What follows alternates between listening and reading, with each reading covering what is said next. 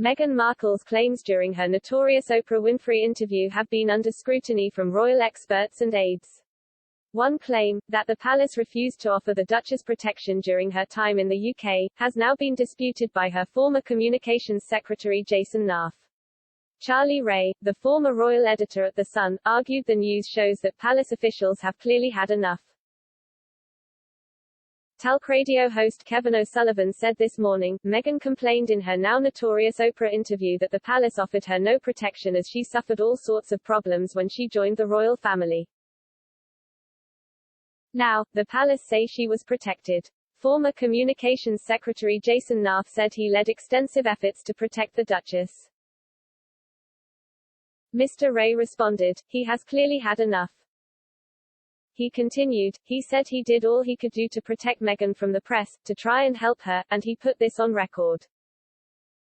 Mr. Naff said he led extensive efforts to defend her reputation in a letter to Associated Newspapers Limited solicitors as part of Meghan's court case against the Mail on Sunday Publisher.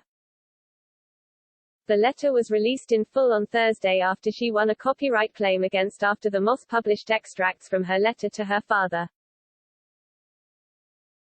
Mr. Naff lawyers said, from 2016, Mr. Naff led extensive efforts to protect the privacy and reputation of the Duchess and, as and when directed by her, the privacy of her parents. This included drafting a press statement in November 2016, issued in his own name, condemning racist and sexist coverage of Ms. Markle, as she then was, and other regular interventions, directly to media and through the Independent Press Standards Organization, IPSO, to request privacy both for her and for her parents. In the bombshell interview in March, Meghan claimed she was not supported by the royal family and no efforts were made to contradict inaccurate stories about her. She told Oprah, only once we were married and everything started to worsen that I came to understand. Not only was I not being protected but that they were willing to lie to protect other members of the family. The Duchess said that the palace was not willing to tell the truth about Meghan and Harry. This comes amid claims today that Prince Charles has only met his grandson Archie a handful of times. The Duke and Duchess of Sussex's son Archie turned 2 this week. Sources told the Daily Mail, the truth is the Prince of Wales has barely seen his grandson twice since he was born.